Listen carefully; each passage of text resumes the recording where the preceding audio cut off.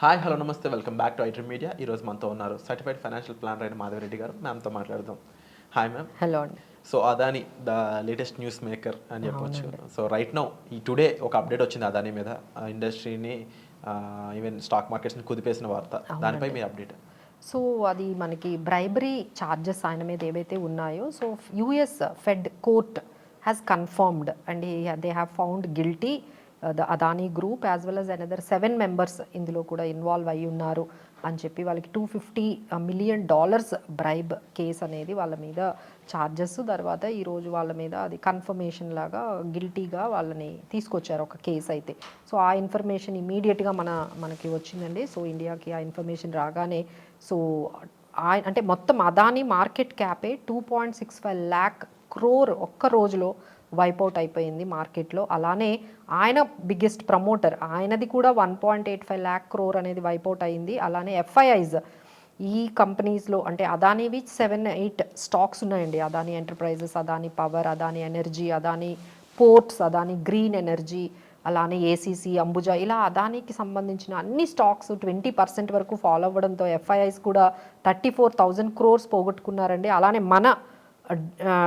మన డిఐఐస్ కూడా almost 18,500 crores పోయాయి. అలానే రీటైలర్స్ మార్కెట్ క్యాప్ కూడా 9,500 అనేది కరెక్షన్ అనేది మనకి కనిపించింది. సో ఆల్ టుగెదర్ ఆయన చేసిన బ్రైబ్ ఓన్లీ $250 million అయితే జరిగినదైతే చూస్తూ ఉంటే it's a huge loss for the DIIs, FIIs, retailers, వీళ్ళందరికీ కూడా చాలా హ్యూజ్ లాస్ అనేది వచ్చింది. So this is second time ఇలాగా జరిగిందండి.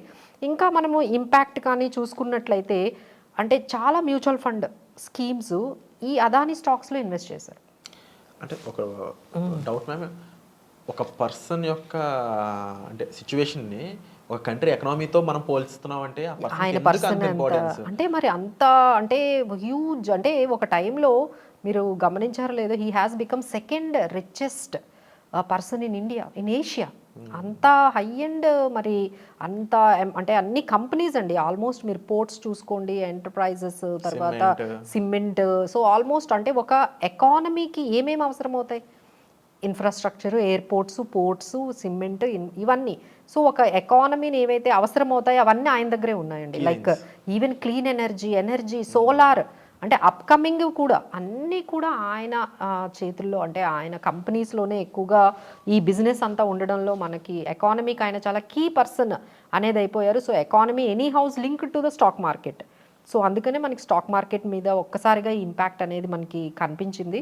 సో నవ్ మ్యూచువల్ ఫండ్స్ కూడా చాలా మనకి ఇన్వెస్ట్ చేశాయండి అంటే ఈ అదానీ స్టాక్స్లో. ఎక్కువగా బాగా ఇంపాక్ట్ అయిన కొన్ని మ్యూచువల్ ఫండ్ స్కీమ్స్ అంటే క్వాంట్ స్మాల్ క్యాప్ బాగా ఇన్వెస్ట్ చేశారండి అదానీ స్టాక్స్లో. అలానే ఎస్బీఐ నిఫ్టీ 50 అనే స్కీమ్ వాళ్ళు కూడా ఇందులో బాగా ఇన్వెస్ట్ చేశారు. ICICI Pru equity, SBI arbitrage opportunities fund, Invesco India arbitrage, Kotak equity arbitrage, UTI Nifty 50, Nippon India arbitrage, Quant ELSS, ఈ క్వాంట్ ఫ్లెక్సీ క్యాప్. అంటే ఈ క్వాంట్ వాళ్ళు ఎక్కువగా ఈ అదానీ స్టాక్స్లో బాగా ఇన్వెస్ట్ చేశారు. సో వాళ్ళ మీద అయితే చాలా ఇంపాక్ట్ అనేది కనిపిస్తుంది. సో ఎవరెవరికైతే మీకు ఈ particular schemes, mutual fund schemes ఉన్నాయో ఒకసారి అయితే ఆ ఇంపాక్ట్ అయితే గమనించండి. సో అదానీ ఇంపాక్ట్ కొన్ని స్కీమ్స్ మీద చాలా ఎక్కువగా మనకి కనిపిస్తుంది. సో ఇది కాకుండా ఇంకొకటి ఏంటంటే పిఎస్యు బ్యాంక్స్ మీద చాలా ఇంపాక్ట్ కనిపించిందండి. అదానీ ఇంపాక్ట్, ఈ నెగిటివ్ ఇంపాక్ట్ అనేది ఎలా అంటే అదానికి చాలా లోన్స్ ఇచ్చారు. ఈ లోన్స్ ప్రైవేట్, మన ఇండియన్ ప్రైవేట్ బ్యాంక్స్ కన్నా పిఎస్యు బ్యాంక్స్ అంటే మన public sector banks like SBI, అలానే మనకి bank of Baroda, Punjab national bank, especially government banks, related banks అన్నీ కూడా ఆయనకి కొన్ని కోట్లు అంటే టోటల్గా 88,000 కోట్ల ఆయనకి డెట్గా ఇచ్చారండి.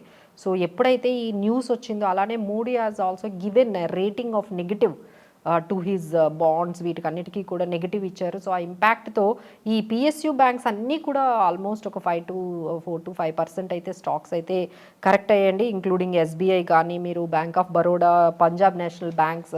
ఎందుకంటే వీళ్ళు అప్పిచ్చున్నారు కదా, సో వాళ్ళ మార్కెట్ క్యాపిటలైజేషన్ వాల్యూ అనేది తగ్గిపోతే ఈ బ్యాంక్స్ మీద కూడా కొంచెం ఇంపాక్ట్ అయితే మనకి కనిపించింది. సో ఈ విధంగా ఒకవైపు రీటైలర్స్ మీద, మ్యూచువల్ ఫండ్ స్కీమ్స్ మీద, entire stock market as well as FIIs and this banks like especially PSU banks మీద కూడా చాలా ఇంపాక్ట్ అనేది మనకు కనిపించిందండి. So maybe it might continue, ఇంకొక 2-3 డేస్ అయితే కంటిన్యూ అవుతుంది. సో ఇంకా అంటే ఈసారి ఇంకొంచెం అంటే అప్పట్లో maybe Congress is not that much strong, now they are very strong ఉన్నారు కాబట్టి దీన్ని ఇంకొంచెం నెక్స్ట్ లెవెల్కి తీసుకెళ్లే అవకాశాలు అయితే ఉన్నాయండి. సో అప్పుడే ఈ విషయం అనేది అంత ఈజీగా ఈసారి అంటే లాస్ట్ టైం కామ్ అయిపోయినట్టుగా ఈసారి అయితే కామ్ అయినట్టుగా అయితే కనిపించట్లేదు. They will take it to the పార్లమెంట్కి కూడా తీసుకొని వెళ్ళి ఈ ఇష్యూని సెబీ చైర్మన్ సైతం పాయింట్అవుట్ చేస్తున్నారండి. ఎందుకంటే ఆమె ఈయనని ప్రొటెక్ట్ చేస్తోంది. ప్రతిసారి ఆయన మీద ఎలిగేషన్స్ వచ్చినప్పుడు కరెక్ట్గా ఇన్వెస్టిగేషన్ ఎందుకు చేయట్లేదు అంటే, ఒక యూఎస్లో వాళ్ళు చేసి ఇన్వెస్టిగేట్ చేసి ఈయన బ్రైబ్ తీసుకున్నట్లుగా క్లియర్గా వాళ్ళు ఒకటి కన్ఫర్మ్ చేసినట్టు మన ఇండియాలో ఎందుకు అది మనకి ఇన్వెస్టిగేషన్ జరగలేదు, అంత పర్ఫెక్ట్గా ఎందుకు జరగలేదు, అక్కడ యూఎస్ వాళ్ళు చేసినట్టుగా మన వాళ్ళు ఎందుకు ఇన్వెస్టిగేషన్ చేయట్లేదు. బట్ ఇక్కడ ఒక పర్సన్ అతని కంపెనీ నష్టపోయిన దానికంటే కూడా అతని ఎంటర్ప్రైజ్ నష్టపోయిన దానికంటే కంట్రీ ఎక్కువ నష్టపోతుంది, రీటైలర్స్ పబ్లిక్ ఎక్కువగా నష్టపోతున్నారు, అందులో ఇన్వెస్ట్ చేసే వాళ్ళు ఉన్నారు, వాళ్ళందరూ ఎక్కువగా నష్టపోతున్నారు. ప్రతిసారి జరుగుతోంది కదండి, దిస్ ఇస్ సెకండ్ టైం జరుగుతోంది ఇలా. ఈసారైనా ఐ విల్ హోప్ దట్ ఒక మంచి ఇన్వెస్టిగేషన్ చేసి ఫైనల్గా వాట్ హ్యాస్ హ్యాపెండ్ అనేది ఒకసారి చేస్తే బెటర్ అండి. అందులో మాత్రము ఈ మాధవీపురం బుచ్ కూడా బాగా కొంచెం అప్పటి నుంచి అంటే ఆ హిండెన్బర్గ్ రిలేటెడ్ టు ఈ అదానీ సాగాలోనే ఈమెకు కూడా కొంచెం కాన్ఫ్లిక్ట్ ఇంట్రెస్ట్ ఉంది అని చెప్పి ఎప్పుడైతే వచ్చిందో, సో ఈసారైనా వాళ్ళు అట్లీస్ట్ తనని రిమూవ్ చేసేంత వరకైనా కొంచెం అలాంటి సిచ్యువేషన్ కానీ వచ్చిందంటే మార్కెట్ ఇంకా కొలాప్స్ అవుతుందండి. ఇఫ్ ఇట్ ఈజ్ రియల్లీ ఏదైనా ఆయన చేసింది అనేది ఏమైనా ప్రూవ్ కానీ అయింది లేదు, సెబీ చైర్మన్ని తీసేశారు అనే న్యూస్ కూడా మార్కెట్కి చాలా నెగిటివ్ అండి. So next 1 week is going to be very tensed for the market, including ఈ Maharashtra elections outcome as well as this Adani impact ఎలా ఉండబోతుంది అనే దాని మీద మార్కెట్స్ అయితే కొంచెం నర్వస్గానే ఇప్పుడు ఉన్నాయి. సెల్లింగ్ ప్రెషర్ అయితే ఎక్కువగా ఉంది. సో ఓవరాల్గా మార్కెట్ అప్డేట్స్ పై ముఖ్యంగా అదానీ అప్డేట్ ఒకవైపు అంటే ఒకవైపు మన డాలర్ కూడా చాలా స్ట్రాంగ్ అంటే డాలర్ స్ట్రాంగ్ అయ్యి మన ఇండియన్ రూపీ చాలా వీక్ అనేది అయిపోతుంది. సో ఇట్స్ ఆల్మోస్ట్ 84 రూపీస్ 40 పైసా అయిపోతుంది. ఎందుకంటే ఎఫ్ఐఎస్ సెల్లింగ్ అంటే మన దగ్గర నుంచి మనీ అంతా వెళ్ళిపోతుంది కదా, వెళ్ళిపోతుండగానే మనకి సపోర్ట్ చేసినా కూడా FIIs are the key role play చేస్తుంది. సో అది కూడా మనకి కొంచెం మార్కెట్ మీద ఈ ఎఫ్ఐఎస్ సెల్లింగ్, తర్వాత ఈ వార్ ఇంపాక్ట్, తర్వాత ఈ అదానీ ఇంపాక్ట్, తర్వాత డాలర్ అదే మన రూపీ వీకనింగ్, ఇవన్నీ కూడా మార్కెట్ మీద కొంచెం అయితే స్ట్రెస్గానే ఉన్నాయండి రైట్ నౌ. బట్ అగైన్ ఒక ప్రీవియస్ ఎపిసోడ్లో మ్యామ్ చెప్పడం జరిగారు, ఒక ఇలాంటి సిచ్యువేషన్స్లో ఉన్నప్పుడు ఇన్వెస్టర్స్ ఏం చేయాలి అనేది. You can search for that episode. ముఖ్యంగా ఇలాంటి అప్డేట్స్పై రైట్ టైంలో ఏం చేయాలి అనే దానిపై విశ్లేషణ కావాలనుకున్నట్లయితే డిస్ప్లే అవుతున్న నెంబర్స్ కాల్ చేసి మీరు మ్యామ్ యొక్క హెల్ప్ తీసుకోవచ్చు. రైట్ ప్రొఫెషనల్తో ఇన్వెస్ట్మెంట్ చేసినట్లయితే you will see in better place అనమాట.